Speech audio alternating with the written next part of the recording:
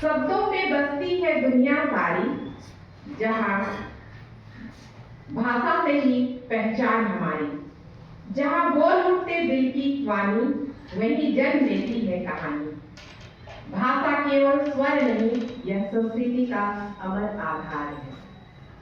आदरणीय प्राचार्य, उप प्राचार्य, सिस्टर्स एवं यहाँ उपस्थित सम्मानित शिक्षक, आप सभी को सुप्रभात। आज हम शिक्षा के क्षेत्र में भाषा का योगदान, यह केवल संचार का साधन नहीं, बल्कि विचार, ज्ञान, संस्कृति और मूल्यों के आदान प्रदान का माध्यम है। शिक्षा की संपूर्ण प्रक्रिया भाषा पर आधारित है। शिक्षक और छात्र के बीच संवाद, पाठ्य पुस्तकों का अध्ययन, मूल्यांकन प्रणाली तथा सामाजिक सहभागिता सभी भाषा के माध्यम से संभव होते हैं। तो इस प्रकार भाषा शिक्षा की आत्मा है और शिक्षण प्रक्रिया का आधारशिला है।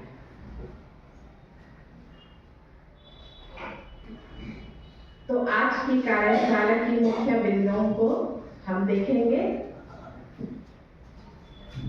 यदि कोई पढ़ना चाहते हैं तो पढ़ सकते हैं।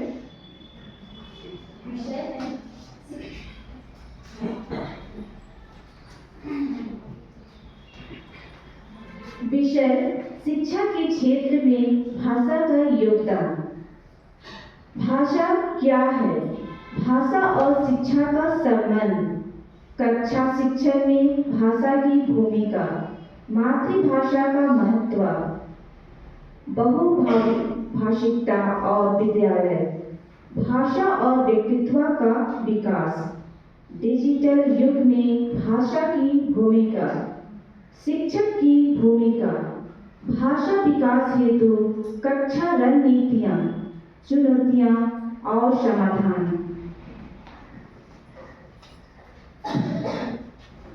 तो सबसे पहले हम लोग देखेंगे कि भाषा क्या है। तो यदि आप लोग को ये बताना चाहते हैं कि भाषा से आप लोग क्या समझते हैं? भाषा विचारों का आदान और प्रदान, जिससे हम अपने मन के भाव, विचार, जो हमारे मन में जो बात है, जो दूसरों को बताना चाह रहे हैं, वही भाषा है। Thank you. तो भाषा वह माध्यम है जिसके द्वारा मनुष्य अपने विचारों, भावों और अनुभवों को व्यक्त करता है। तो भाषा के बिना ज्ञान का आदान प्रदान संभव नहीं है। भाषा समाज को जोड़ती है। भाषा शिक्षा, विज्ञान, साहित्य सब भाषा पर आधारित है। तो हम लोग देखेंगे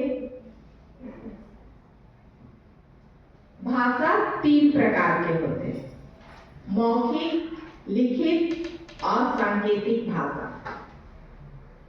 तो मौखिक भाषा सबसे पहले मनुष्य बोलना सीखता है। तो बोलकर व्यक्त की जाने वाली भाषा मौखिक भाषा कहलाती है। मौखिक भाषा का उदाहरण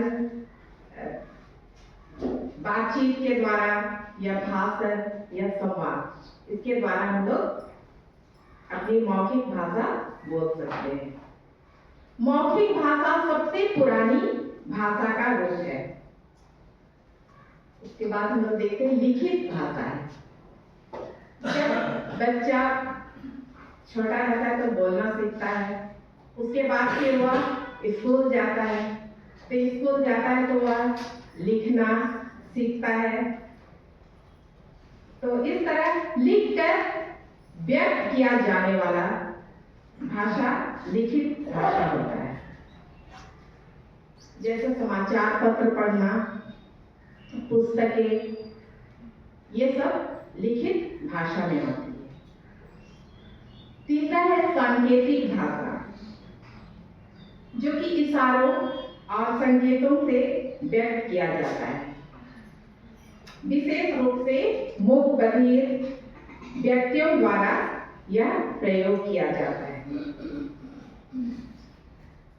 क्या मोबाइल में इमोजी भी भाषा का कौन सा सांकेतिक भाषा है? क्या जानवरों की ध्वनि भी भाषा है?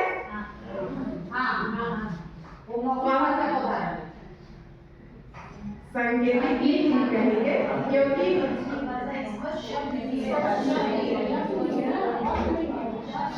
जैसे पक्षी चहचहा कर अपने साथियों को बुलाते हैं, ये तो जानवर को भूख लगी तो हल्ला करते हैं, ये तो कोई आने से वो भौंकने लगते हैं।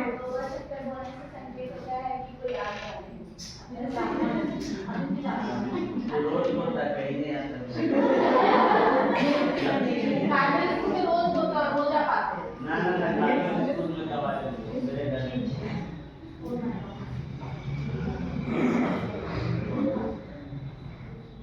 पार्ट 1 भाषा तथा भाषा के रूप, लैंग्वेज एंड इट्स फॉर्म्स।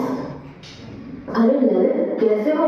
देखा कि दोनों बच्चे बातचीत कर रहे हैं, तो ये हो गया आपकी क्या हुआ, मौखिक भाषा। और व्हाट्सएप में संदेश आया, वो लिखित भाषा। तब हम देखेंगे कि भाषा और शिक्षा का संबंध। तो भाषा ज्ञान का वाहक है। तो भाषा ज्ञान का वाहक इसलिए कहलाती है क्योंकि भाषा के माध्यम से ही विचार, अनुभव, विज्ञान, संस्कृति, परंपरा और इतिहास एक व्यक्ति से दूसरे व्यक्ति तथा एक पीढ़ी से दूसरी पीढ़ी तक पहुंचती है। यदि भाषा न हो तो ज्ञान का संचार और संरक्षण संभव नहीं हो पाएगा। तो ज्ञान के आदान प्रदान का माध्यम है भाषा। मनुष्य अपने विचारों, खोजों और अनुभवों को भाषा के माध्यम से व्यक्त करता है। जैसे एक शिक्षक कक्षा में विज्ञान का सिद्धांत बताता है, समझाता है, तो विद्यार्थियों को समझाता है, तो यह ज्ञान भाषा के द्वारा ही छात्रों तक पहुंचता है। और जब एक डॉक्टर मरीज की बीमारी और उसका इलाज करता है, उसमें भी भाषा का प्रयोग होता है। तो यदि भाषा ना हो तो ना तो शिक्षा संभव होगी और ना समाज को सूचना का प्रवाह होगा। भाषा के माध्यम से ही प्राचीन ज्ञान सुरक्षित रखा गया है। हमारे धार्मिक, साहित्यिक और वैज्ञानिक ग्रंथ इसी के प्रमाण हैं। जितने भी धार्मिक ग्रंथ हैं, उस समय का सामाजिक, धार्मिक और नैतिक ज्ञान सुरक्षित है। वेदों में प्राचीन ज्ञान, विज्ञान और दर्शन संरक्षित है। यदि ये ग्रंथ भाषा में ना लिखे जाते तो आज हमें प्राचीन संस्कृति और विचारों की जानकारी नहीं मिलती। आधुनिक युग में विज्ञान और तकनीकी का विकास भाषा के कारण ही संभव हुआ है। शोध पत्र, पुस्तकें, इंटरनेट की सामग्री भाषा में ही उपलब्ध है। जैसे कि कोई वैज्ञानिक अपनी खोज को शोध पत्र में लिखता है, जिससे दुनिया भर के लोग उसे पढ़कर आगे बढ़ते हैं। भाषा न केवल तथ्यात्मक ज्ञान नहीं है, बल्कि लोक कथाएं, कहावतें, गीत, मुहावरे भी आगे बढ़ते हैं। जैसे लोक गीतों के माध्यम से किसी क्षेत्र की संस्कृति झलकती है और इतिहास का ज्ञान होता है। गाना के द्वारा लोग अपने क्षेत्र की विशेषताओं को भी प्रदर्शित करते हैं। कहावतें जीवन के व्यवहारिक ज्ञान को सरल रूप से प्रस्तुत करती हैं, जैसे कि जैसी करनी वैसी भरनी, है ना। तो कहावत के माध्यम से हम लोग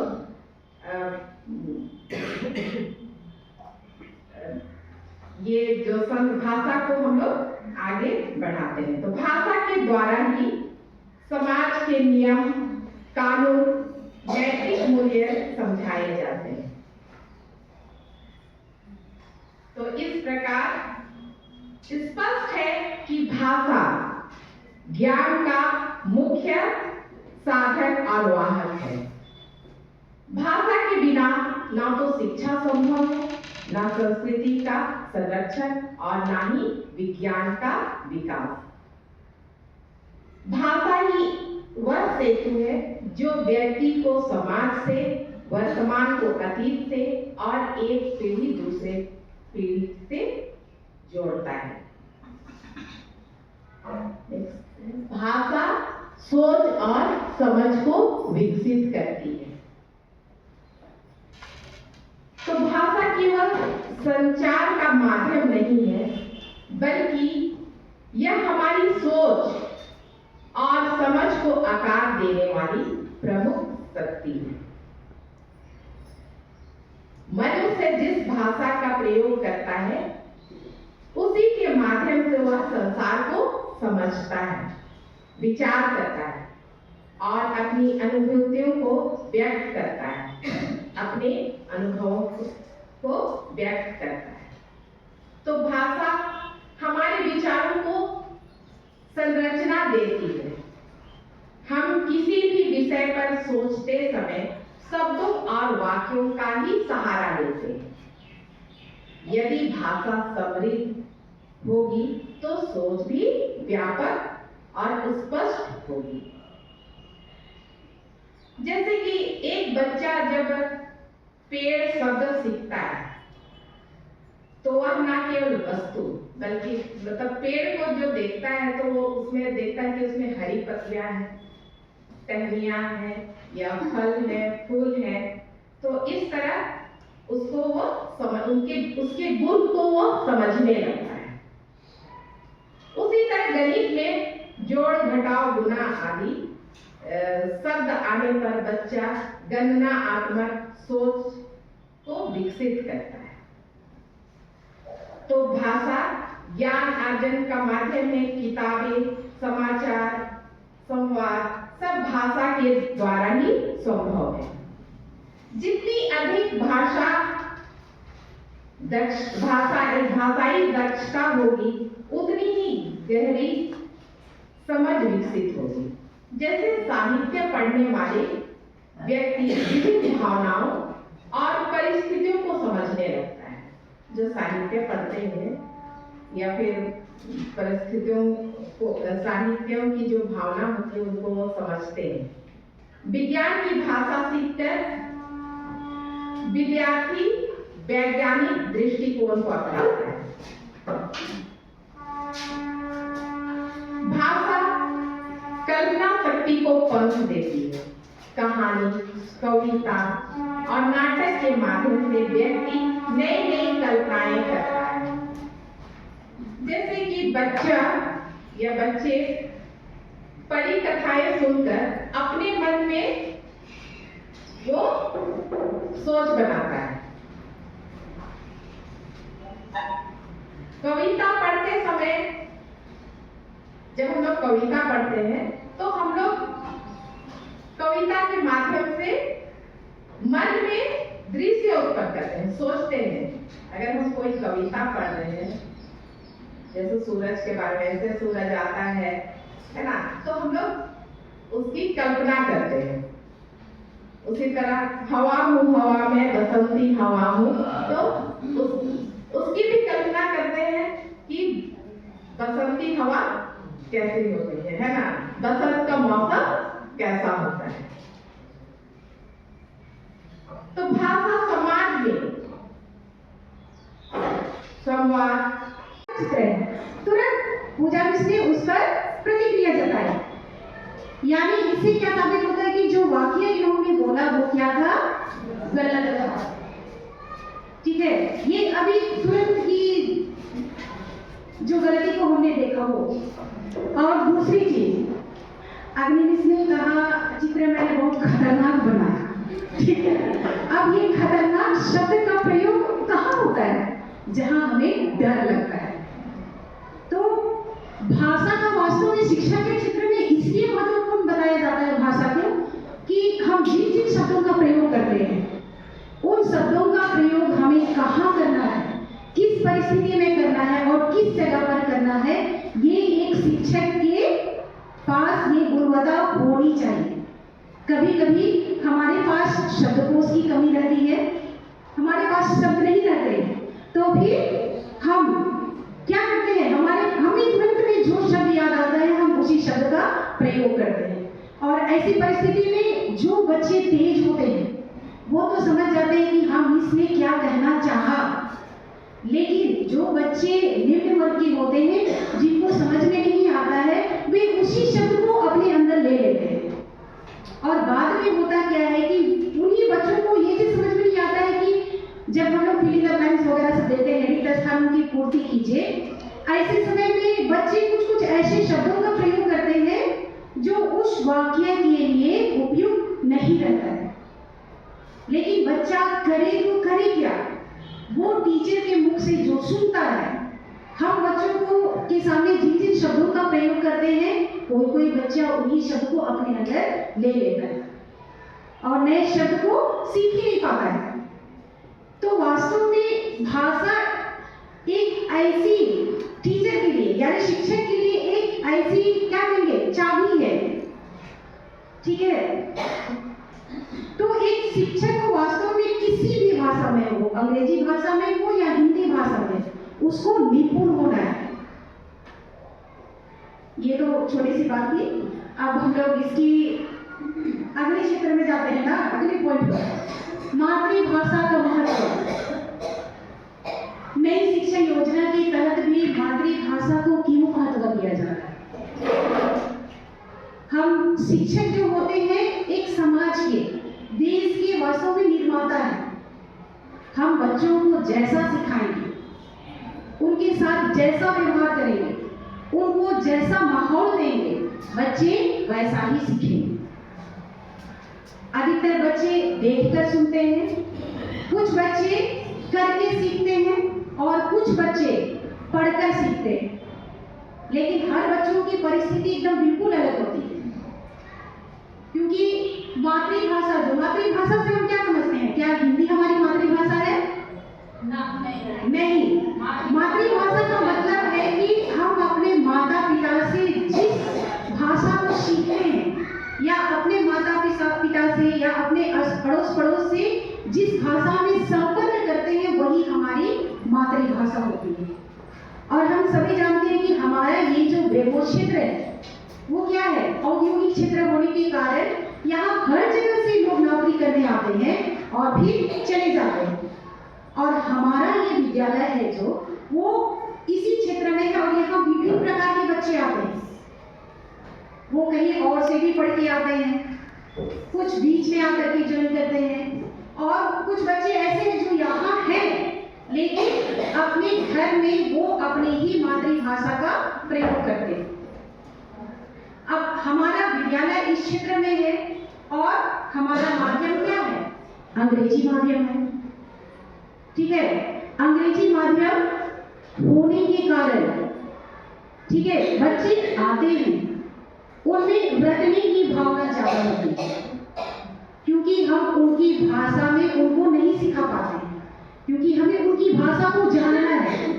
तो जब कक्षा में हम किसी भी विषय वस्तु को समझाते हैं या बतलाते हैं या जिन शब्दों का प्रयोग करते हैं, तो पढ़ाते वक्त अगर किसी बच्चे के चेहरे को अगर हम ध्यान से देखें तो जो बच्चे समझ सकते हैं उनकी प्रतिक्रिया अलग दिखाई देती है। जो बच्चों को पढ़ने का मन नहीं करता है उनके चेहरे के भाव अलग रहते हैं, और जिनको बिल्कुल भी समझ में नहीं आता है उनके चेहरे के भाव भी बिल्कुल अलग रहते हैं। तो तो ऐसी परिस्थिति में उन बच्चों को पहचानना, एक शिक्षा के अंदर ये कला होना चाहिए, टीचर के अंदर। और जो टीचर इन सारी चीजों को नोटिस कर सकता है वही अच्छी शिक्षा बच्चों को दे सकता है। और अगर हमारे अंदर ये कला नहीं है तो हम बच्चों को समझ ही नहीं पाएंगे, और जब हम बच्चों को नहीं समझ पाएंगे तो फिर हम उनको अच्छी शिक्षा नहीं दे सकते। शिक्षा देने का मतलब केवल उनको डॉक्टर या इंजीनियर बनाना नहीं है।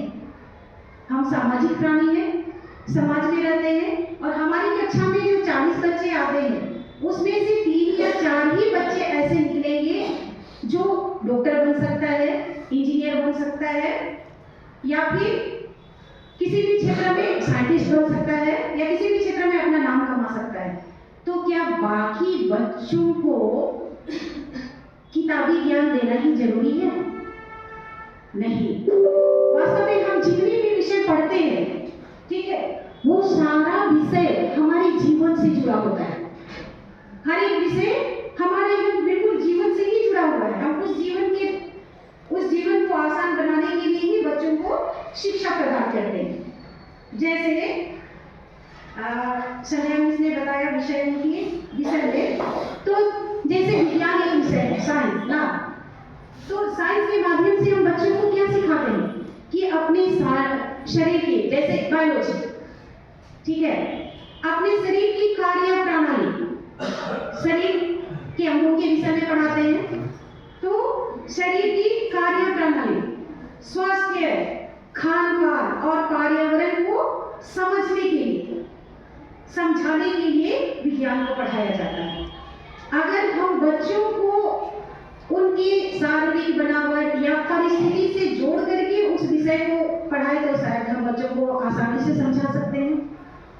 अगर हम केवल किताबों में जो लिखी गई पंक्तियों को ही एक्सप्लेन करें और उनको व्यक्तिगत जीवन से ना जोड़े तो बच्चा एक ही चीज सीखेगा कि नहीं, किताब में जो लिखा हुआ है उसको मुझको रटना है। और अगर जो बच्चा नहीं रट पाए, याद नहीं कर पाए, वो बच्चा तो क्वेश्चन का आंसर नहीं दे सकता है। और अगर किसी बच्चे को विषय वस्तु समझ में आ गई, वो उत्तर देना चाह रहा है, लेकिन अगर भाषा की समझ नहीं है तो वो काम भी नहीं कर सकता है, क्योंकि वहां उसके दिमाग में है, वो जान रहा है सब कुछ, लेकिन मैं उस चीज को किस प्रकार से व्यक्त करूं।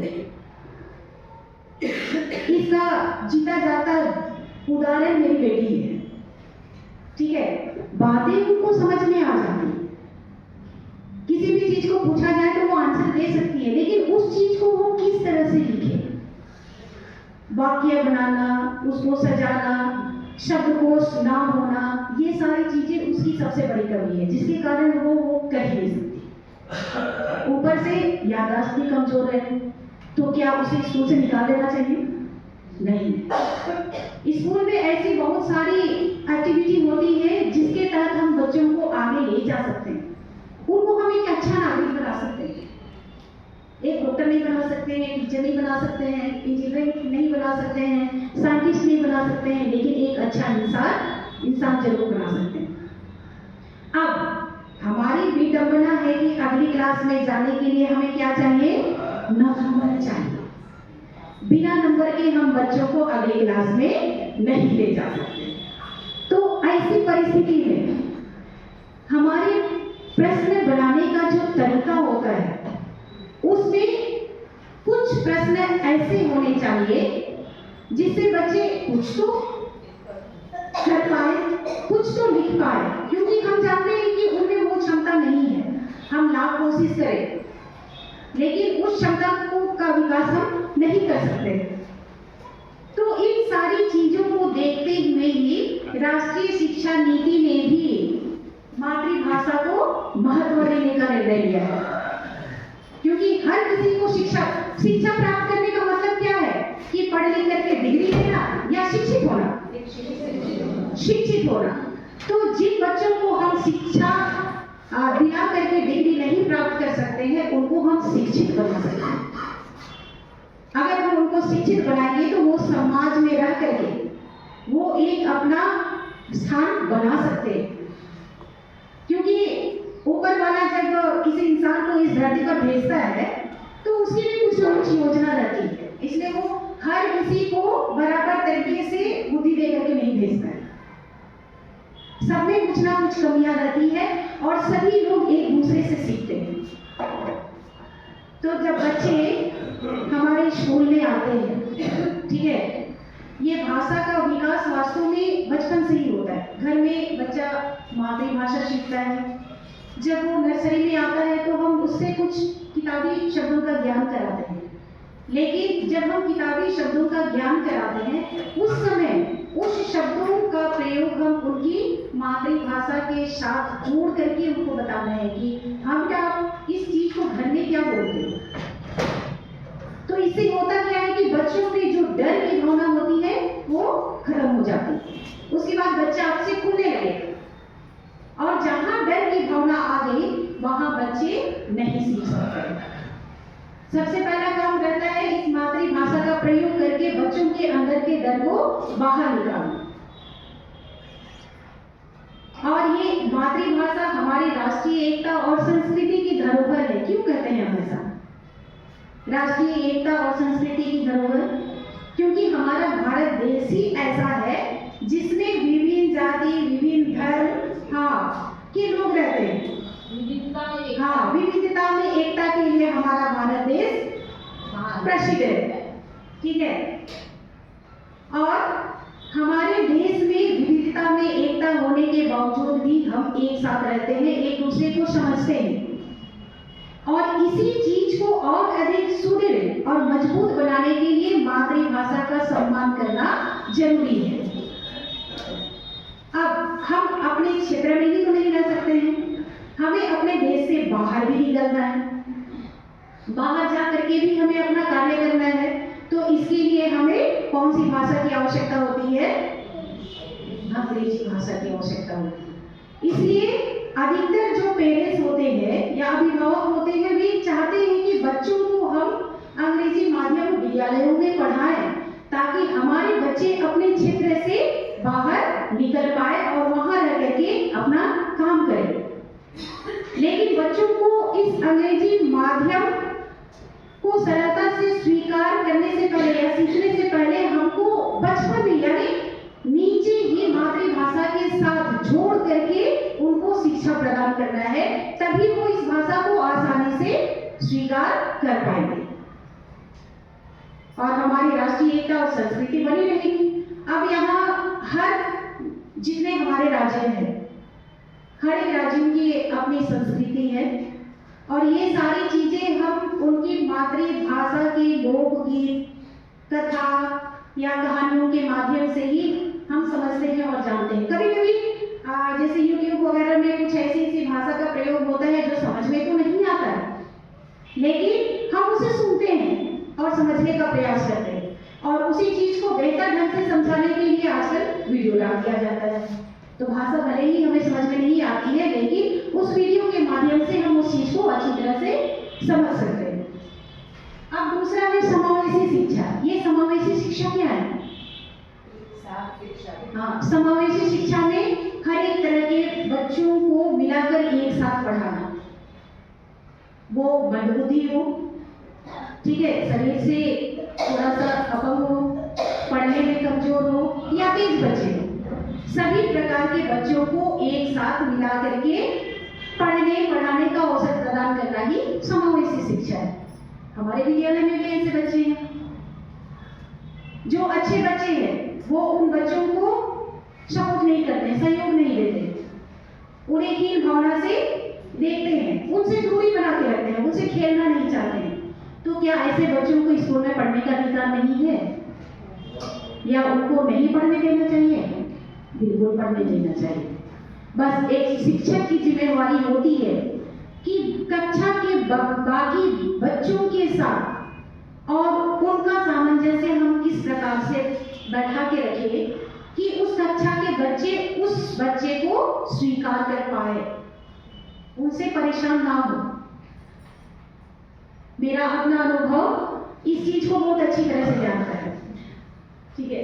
जब अध्ययन मेरी क्लास में आया उस समय क्लास 4 के टीचर्स बोलने लगे कि अध्ययन आपकी क्लास में चला गया, कैसे कीजिएगा, ठीक है। क्योंकि उसकी प्रतिक्रिया जो है वो अन्य वचन से हटके है। शुरू शुरू में